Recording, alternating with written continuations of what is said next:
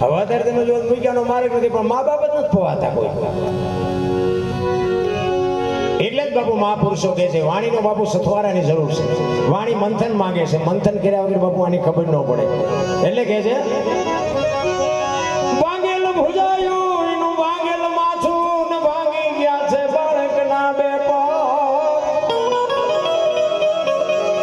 અંગનો આકાર એકે મળે નહીં, એના હાડ કે હાડ કાયલા.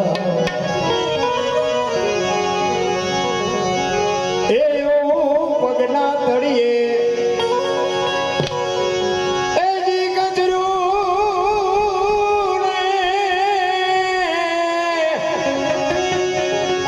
એ જોતા મારી મારી મારી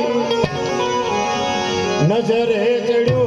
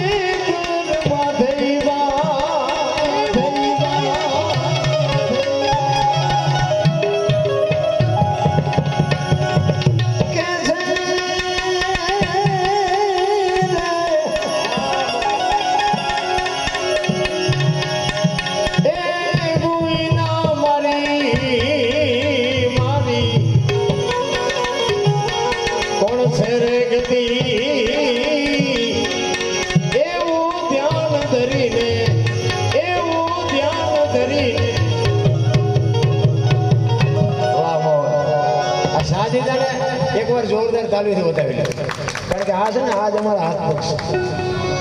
આ પ્રોગ્રામ સફળ થાય ને વખાણ કલાકાર ના થાય, મહેનત આમની હોય. પ્રોગ્રામ ઊંધો ટકો હોય તો આવડે આજ નાખે, ગાડીઓ અમને ખવડાવે, નાખ્યો હોય એમને ઊંધો. ખરેખર આ અમારું ઘરેણું છે.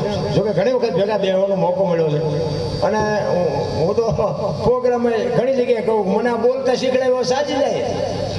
હરખું વગાડીને આપણે રાત કાઢવી છે. મેં કીધું આપણે બોલતા શીખો ને કે આવડા ભલે બેઠા.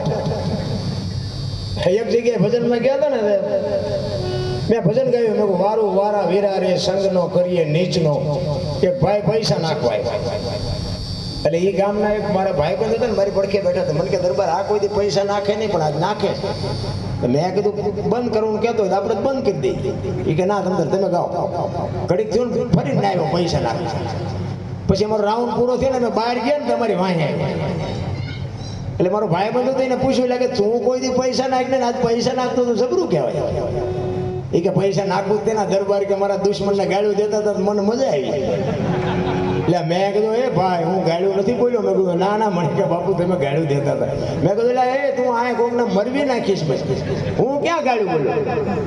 મને કે તમે નહોતા કહેતા કે વારું મારા વીરા રે સગનો કોળી નીચનો.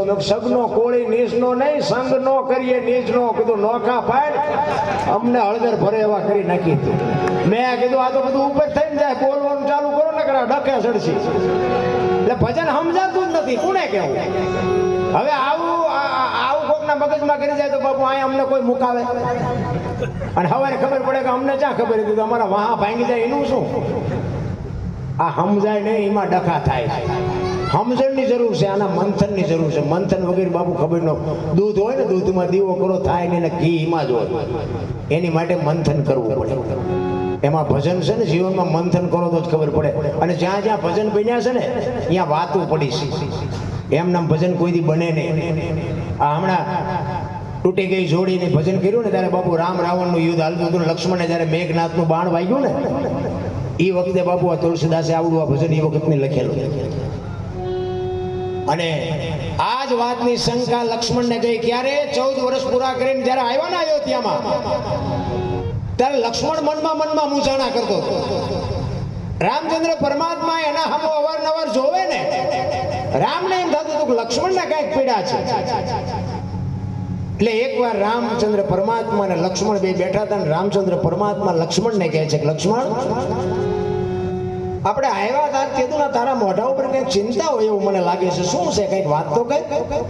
એ કે ના ના એવું કઈ ના. એ કે મને ખબર પડી ગઈ છે તને કઈક તો તકલીફ છે. તો કે મોટા ભાઈ આ એક તકલીફ છે. તો શું છે બોલ તો ખબર પડે ને. એમના વચ્ચે બેહી ગયા શું કેવું. એ કે તમારા મારા બાપ દશરથ મહારાજ તો કે હા. તમારા મારા ગુરુ વશિષ્ઠ મહારાજ તો કે હા.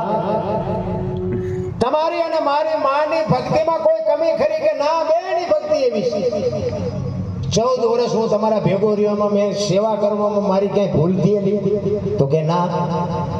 તો કે હવે સાંભળો મોટા ભાઈ તમારા મારા બાપ એક હોય તમારા મારો ગુરુ મહારાજ એક હોય અને 14 વર્ષમાં ક્યાંય મારી ભૂલ ન થઈ હોય તો મને ઈ પીડા થાય છે કે લંકાના પટાંગણમાં રામ રાવણનું યુદ્ધ હતું. તેથી એવો મહારથી યોધો રાવણ એના વર્ષા જેટલા બાણ વરત હતા તમને એક નો અડ્યો. અને એના છોકરાની એવી કઈ શક્તિ હતી કે મને એક બાણ માર્યું ગોટો વાળી દીધો. મારે અહીંયા કેવું ફળ ભોગવવું પડ્યું. રામચંદ્ર પરમાત્માએ કીધું ખારું કર્યું ત્યાં પ્રશ્ન કર્યો નકર તું જીવત ના હોતી મૂંઝવત. ઈ કે તને બાણ વાગ્યું કારણ શું તને મગજમાં ન બેઠું ને તો કે ના. તો કે હવે તું હા ભાઈ 14 વર્ષ વનવાસ મળ્યા પછી અહીંથી હાલતા થયા જંગલમાં કે આશ્રમ આવ્યા હતા તો કે હા આશ્રમ તો ઘણા આવ્યા. સબરીનો આશ્રમ આવ્યો તને ખબર છે તો કે હા મોટા ભાઈ.